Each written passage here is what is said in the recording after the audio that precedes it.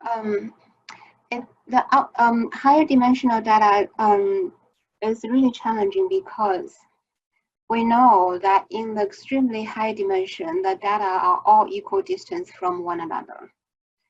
In that case, you can imagine that it's really hard for anyone, even a person, to identify any outliers because they're not distant.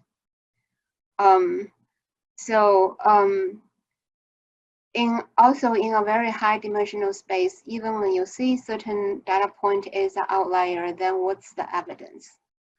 It will going to be really hard for you to enumerate all the dimensions and all the variations among those dimensions.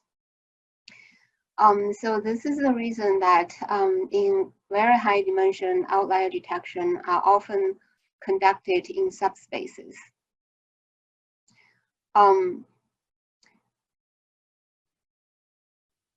So the subspace we have, when we discussed the clustering methods, there was one method called clique, where we did subspace clustering analysis, where we divided a multi-dimensional space into, we basically start from one-dimensional space and try to grow to more dimensional space, and in every step we try to find dense areas and connecting them, we actually get a cluster.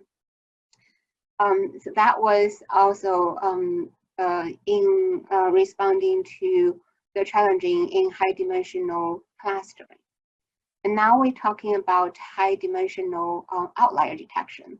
The idea of subspace, again, is going to be very useful, especially in extremely high dimensional space that subspace is basically the only feasible method. So the idea, the intuition, we're going to talk about one subspace method in the following slides, but the idea is when a data point is represented by like 10,000 dimensions, it's really rare for one observation to be different in all the dimensions from all the other data points. So you can see there is basically no outlier.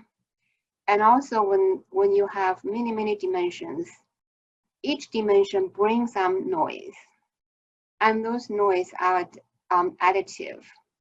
So we could also make a statement in the very high dimensional space, noise dominates the distance calculation, and they end up with all equal distance.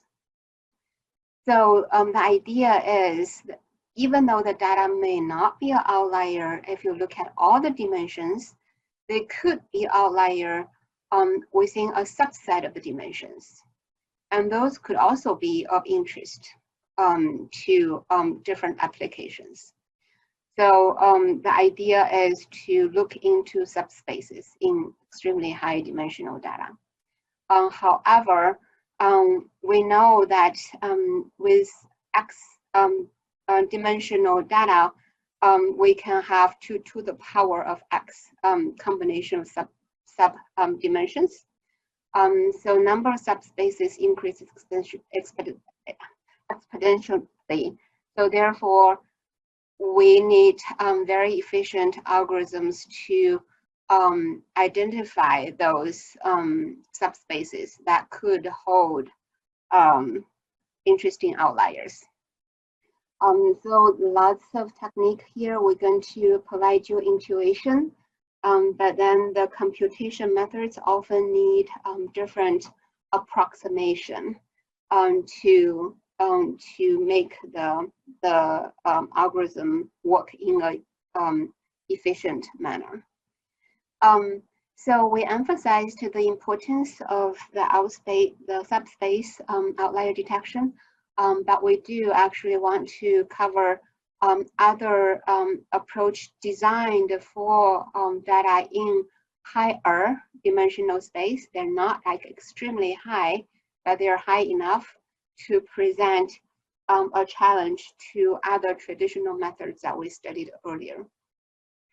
So the book has a pretty good way to organize those approach. We started with how we can extend conventional outlier detection methods to work in higher dimensional space.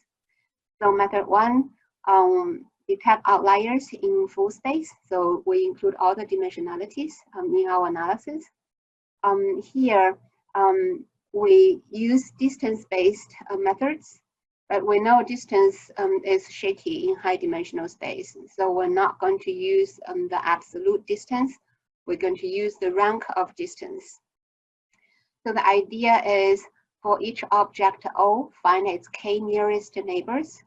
So whenever you hear high dimensional thing and you hear distance-based, you should immediately raise a question in your mind. Can it really handle situation in extremely high dimensional space? No, they will not. So this method that we introduce here can work in higher dimension, like 100 dimensions, but not like 1,000 dimensions. So here we still find k nearest neighbors, and we're going to weight those objects based on the distance of this object to its k nearest neighbors. So here in high dimensional space, computation of k nearest neighbors is going to be costly. So a space filling curves algorithm is being used to approximate this. So it will allow us to find k nearest neighbors, okay, in a more efficient way. Once we find those neighbors, we compute the weight for the object, use the distance, and then we rank those objects and objects with higher rank, so they're more distant from their neighbors, are going to be presented as outlier. The second method, this is going to be also probably one of the useful methods for not only for moderate dimension, maybe for extremely high dimension as well, is to use dimensionality reduction methods. It will not work all the time because it will intuitively, it will only work when in lower dimensionality space, the outliers are still going to be presented. So in a way that can be differentiated from the normal instance or the majority of the majority class. So PCA is one of the methods. So principal component analysis that we can actually have, if you recall from our earlier discussions of PCA, that we rotate the data in a way that the data are aligned in a new set of axes that will show the variance of the data in more clear way. So in this approach, in order to identify, to differentiate normal objects from the outliers, we actually pay attention to the components with lower variance. That probably going to increase our chance to find potential outliers heuristically. So it's going to only work in some situations. Approach 2 is finding outliers in subspaces. So this is the approach that we have recommended earlier. So the idea, right, this brings up another key point in high dimensional outlier detection is interpretability. We mentioned sort of earlier that if you say certain thing is outlier, I'm going to ask you why it is outlier.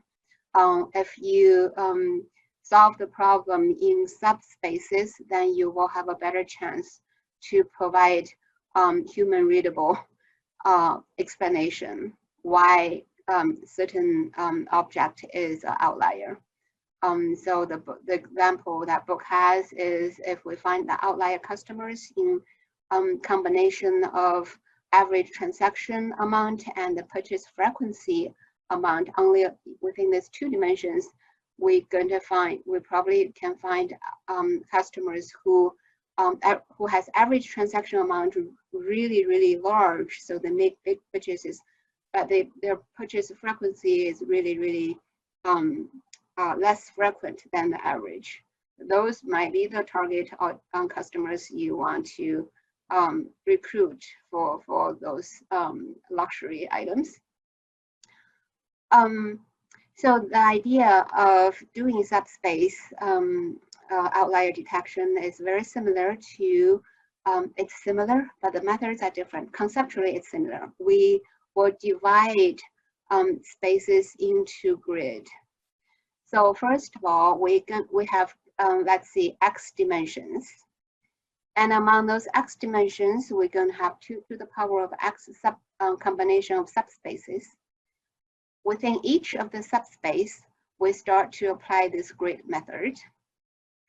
And we will discretize the data in this subspace into a grid with 5 equal depth region along each of the k dimensions that we currently have within this subspace. And then we can search. We know if the objects are independently distributed, then we have expected number of objects falling into this hypercube. So this is going to be the expected number of data points. And then we can compute the standard deviation among all the cubes. And then we can compute a z-score-like statistics to see how far away this is the count of the data points in a cube to the expected numbers, and normalized by the deviation. So we're not using absolute signs here, so this value can be positive or negative. It is negative. If it is negative, then we know we have less data points than expected. And then we can rank those scores and find the most sparse areas. So this the third method introduced also have a cool feature that's not using distance directly, but using the angles.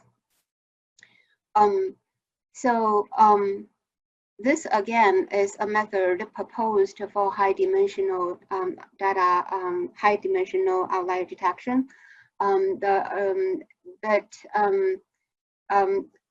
Later, after this paper was published, later research has revealed that this method doesn't really work in extremely high dimensional space, because even the angles is actually distance based. But the intuition is when we have a set of data points like this and that in the data space, the angles of any one of the points formed with all the rest of the data points in the data set going to represent a different pattern depending on whether this data point is in the middle of a cluster or at the edge or on the boundary or even further away. So in this illustration, I show that if the data point A is within the cluster, then the angles it could form with pairs of other data points within this data set going to vary a lot. Because, for example, this pair of data points and A going to form an angle of close to 180 degrees, where this one probably just 15 degrees. So this is when the data point is within the cluster, it will have high variation. If a data is on the edge or further away, then we can expect their angles. Let's look at this point. Then the angles of this point formed with any pair of other data points going to be smaller and has less variation. If we look further into this data point C, we can see the angles this point are going to form with pairs of other data points in the data set are going to be all like acute angles, and the variance among all those angles is going to be small. So based on this intuition, a angle-based outlier factor score was proposed. So this is variation, right? The variance. The variance, and when we look at, so this is O. This is the object that the data point that we are evaluating, whether this O going to be an outlier or not. And then within the data set, we find pairs of other data points that can form an angle. If you look at this formula, this is basically, if you don't look at the square terms, this is exactly the cosine angle. The cosine of the angle formed with XOY. But a squared those distance, meaning that this cosine angle, the cosine value of the angle is weighted by the distance. So the further away this point is, and the smaller the angle is, you're going to have smaller variance. This allows you to again sort your data points based on this ABOF factor. The smaller the value, the more likely that data point O is an outlier. So again, we need some efficient approximation computation methods to actually implement this, and the paper actually proposed a couple of them. It can also be generalized to handle arbitrary type of data using kernel methods. So we have actually one of the assignment questions asking related to this method. The question asks you to discuss this angle-based outlier detection as a heuristic measure, meaning this idea would work for certain situations, but it will not work for some other situations. What are some situations that you can think of that it does not work using the angle-based methods? Well, I thought of that if our data is more like a line, then the angle will still be wide on the outlier point. That's a good point. And also, if you have, if you imagine a case where you have a cluster formed in a circle, and in the middle, far away from all the other points, you have an outlier. Or when you have situations that you have clusters separately, and there within, inside, internal, there is an outlier.